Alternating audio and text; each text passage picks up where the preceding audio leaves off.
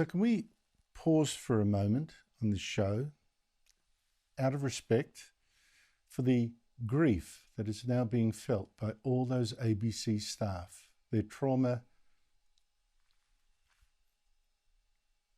Okay, that's enough. So how will Trump's win affect Australia? Number one, the Albanese government is now going to look even more stupid pushing its global warming schemes, its net zero target, its war against fossil fuels. You see, the last time Donald Trump was president, he pulled America out of the Paris Agreement to cut emissions and has promised to do it all again because Biden stupidly signed them back up again. He's also promised to scrap the trillions of dollars that the Biden administration has been throwing away on green schemes, kind of schemes, by the way, that this Albanese government is spending your money on as well. They've spent trillions of dollars on things having to do with the Green New Scam. It's a scam. And that's caused tremendous inflationary pressures in addition to the cost of energy. Joining me are Daniel Wild, Deputy Executive Director of the Institute of Public Affairs, and Michael Costa, former Labor Treasurer of New South Wales. Daniel Wild, how do you think Trump's win is going to affect the Albanese government, starting with the whole global warming project? Well, exactly as you said, Andrew, I think net zero is now dead. If it wasn't dead before, it's certainly dead now. A couple of headline points, Andrew. I think that this win has the capacity to be a giant shift to the Western Alliance and the global order, perhaps on a level of that similar to 1980, when Reagan had a big victory, and the revolt of the common man and woman across the Western world against the elites and the ruling class continues, and that's what this was, an emphatic rejection of the political elite in the United States, and we've seen it elsewhere on continental Europe, in the UK, here in Australia with The Voice, so it continues, but certainly with net zero and climate policies, Andrew, which really are to the benefit of China. I mean, net zero is causing the reorientation of global economic supply chains around one of the biggest adversaries to the Western global order, which is the Chinese Communist Party, which should never have signed up to it. Morrison and Frydenberg made a massive mistake in doing so. So I think the victory of Trump will show that we need to have energy sovereignty, national security, and put our nation's interests in the Western Alliance first. And I think that this will be a very positive move in a sensible direction, Andrew. Yeah, the point you're making about China, of course, is that China doesn't have to cut its emissions. In fact, they've been soaring. It's by far and away the biggest emitter in the world. And we're cutting out a huge risk in the West and transferring some so-called polluting industries to China, which is making hay while we suffer. Michael Costa, what do you make of all that? Well, I hate to be a wet blanket on all of the euphoria at the moment. With Trump, we've got the best of, obviously, two bad candidates, in my view, and I think there's going to be some real challenges to the global order, just to take the first point that Daniel talked about. And we've got the issue of Ukraine, what his position is going to be on Ukraine.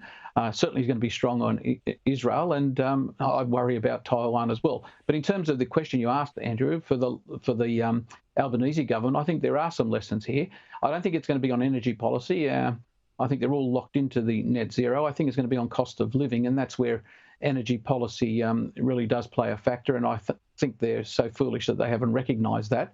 And also this notion that somehow an interest rate cut, a small one coming up, is somehow going to save the Albanese government, I think is proven by this election to be a nonsense. Remember, there were significant interest rate cuts in the US before this particular vote and made no difference. And there's a couple of other small issues that the government's playing with that I think did come to the fore in the issue. This notion you can tax unrealised capital gains, which was part of the Democrats' policy, went down like a lead balloon, and that's the Albanese government is trying to do that at the moment as we speak. There's also this issue with the HEX payments. They think that's an election winner.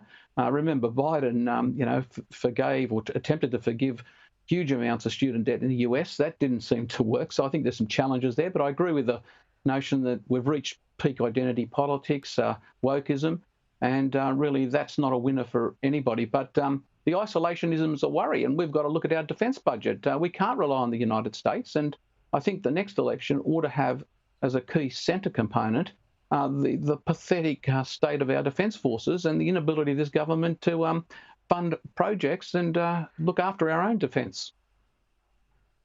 I have to agree with that last point. Daniel. I would love to think that Trump would be a Reagan or a Thatcher in terms of international, but there is an isolationist program.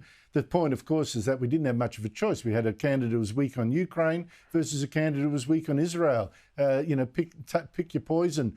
But I do have one hope that there are people around him like Jack Keane, who's a regular on this show, General Jack Keane, who Trump tried to make his defence minister twice, defence secretary twice when he was first president. Jack Keane is red hot on defending Ukraine, seeing part of a wider world war, and maybe wiser heads will prevail. But can we really expect it?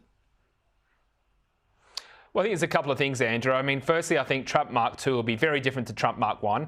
He acknowledged that some of the people he appointed in his first administration weren't the best people. It's likely he's going to have the Senate and the Congress. The other thing, Andrew, is there are no more never Trump Republicans. They all threw their toys out of the cot. They're in the Democrats, and, well, how's that working out for them? So he's not going to be thwarted in the way that he was in his first 2 years as president. So I think you're going to see a very emboldened Trump. I think he's also someone who spoke about the need to unify the country, and he's probably learnt a lot, to be honest, over the last 8 years. So in terms of the Western order, Trump has always been very solid on that. I understand the point about isolationism, but if you look at the speeches that he gave in Poland, for example, in his last time he was president, he clearly has an understanding of the centrality of Western values and Western civilization, which is the kind of leadership we need out of an American leader. Is he perfect? No, but he may very well be the leader that we need for the kind of times that we're living in. Yeah, well, given you don't have a perfect choice about this kind of thing, Michael, I just wonder whether we did actually end up by far and away with a better candidate. Oh, I don't think there's any doubt of that. And it became more and more obvious during the campaign that Kamala Harris was clueless. I mean, those word salads. And I've got to say that I suppose the most significant component in terms of their out of touchness was the way that they try to demonise, Trump as Hitler.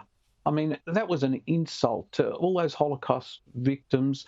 It tried to put Donald Trump on the same level as Adolf Hitler. I mean, they deserved to lose just on that alone. I mean, it was a disgusting. I've never seen anything so disgusting in politics. And smacked the great line, desperation. Michael Costa, Daniel Wild. Thank you very much to you both.